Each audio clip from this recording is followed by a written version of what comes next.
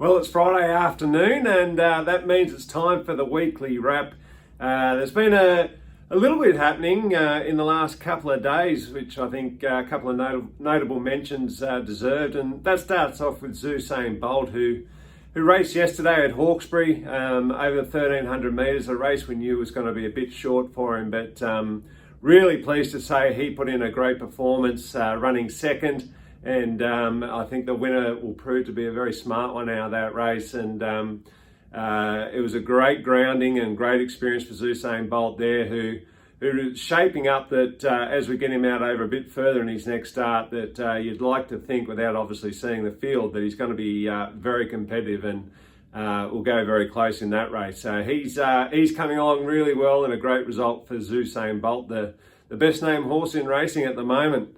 I'd also like to just mention a couple of trials this morning out at Rose Hill I thought went really well, being Capital Asset and Sir Artie. They both had their second trials for the preparation, where they're allowed to kick on a little bit more compared to their first, and they went really well. They both look like they're shaping up nicely for a good preparation ahead. Both won their trials. Capital Asset is comfortable on the wet tracks that we've got around at the moment. Probably not the preferred surface for Sir Artie, but nonetheless, he trialled very well. And so, yeah, keep an eye out on those two in coming weeks. I think both in for a very nice preparation ahead.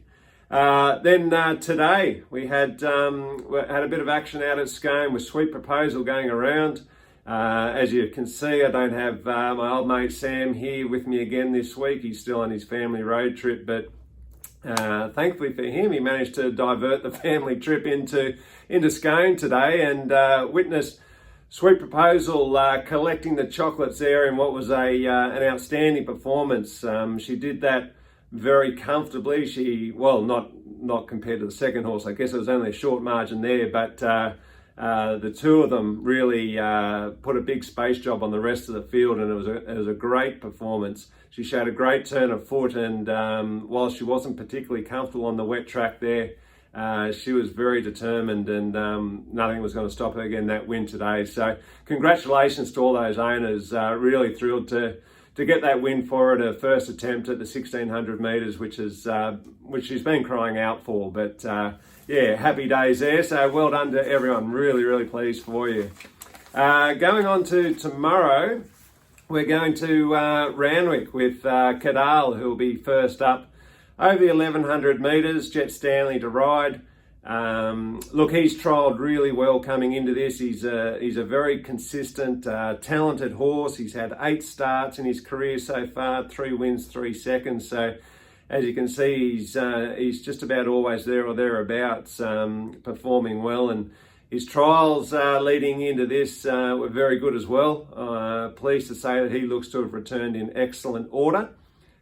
He's typically a horse who will perform his best over 1,400 metres. So 1,100 metres, yeah, that's going to be a little bit short for him. It is his first attempt, I believe, on a rain-affected track, certainly on a heavy 8, which it's currently out there at the moment. So a bit of a query there, but I've got to say his last trial was on the wet, so he looked to get through that well. But races can sometimes be different when they're really let go 100%. But we'll see. I think he's a very honest horse. I'd be surprised if he doesn't handle that going. But the 1,100 might be a bit short for him, but I expect him to run very well nonetheless.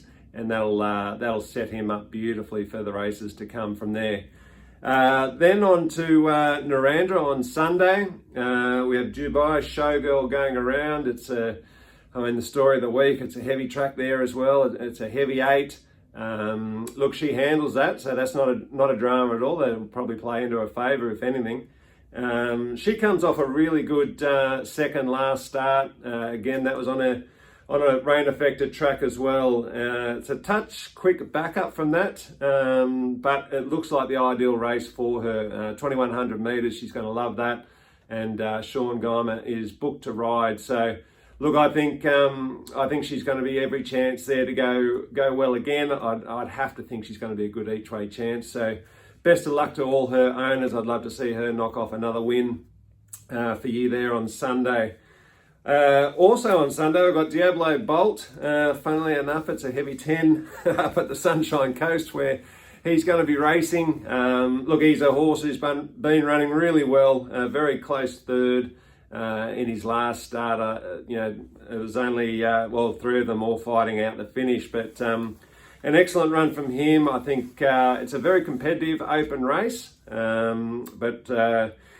think 1,800 metres. He's coming back from the 2,000 metres last start, but a heavy 8, so it's probably going to be a tough 18, I dare say, and that'll be up his alley. But it's a very open race, so I'd have to say he will be an each-way chance too, but he's a very honest runner, so I expect him to run very well. Then as the new week comes in, on Monday out at Warwick Farm, we have a couple of triallers going around. We have Madame Fiocca having her second trial for the preparation. She'll be allowed to stride along a little bit further this time after a quiet trial first up. And look, she's been coming along well, so I expect her to trial well and then into a nice racing preparation as well. She'll be ready to really get in amongst things. She's got Tom Sherry on board for the trial. And then we'll have Global Miss also going around, a 2-year-old daughter of Zeus Star, having her first trial over 800 metres for the preparation. So being a first trial with Annabelle would be a very quiet one for her, but good to get her underway. I can't wait to see her get to the races in coming weeks. Then on Thursday, we may have Peter Rant going around at Kembla Grange over 1,600 metres. At this stage, I'd say he probably won't, but that all hinges on a race plan that we've got penciled in for him down at Flemington on Saturday, which is actually an 1,800 metre race, which I think would be ideal for him.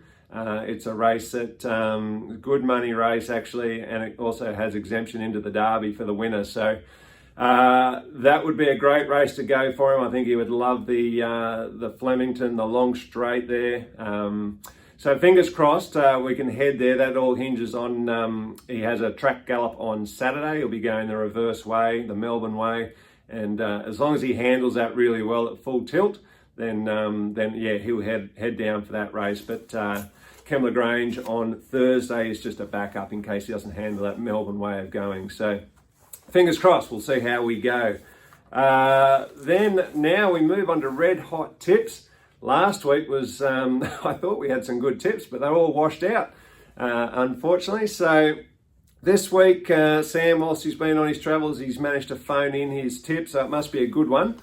He is going at Randwick, race 9, number 9. He says it's a good one, and he's right. It's Bear on the Loose. Nasharilla on board, and Sam thinks that's a good winning chance, which I couldn't disagree with. But I've gone in a couple of other races at Randwick. I've gone race 4, Charming Legend. It's 1 start, 1 win. It's a talented horse, son of Deepfield.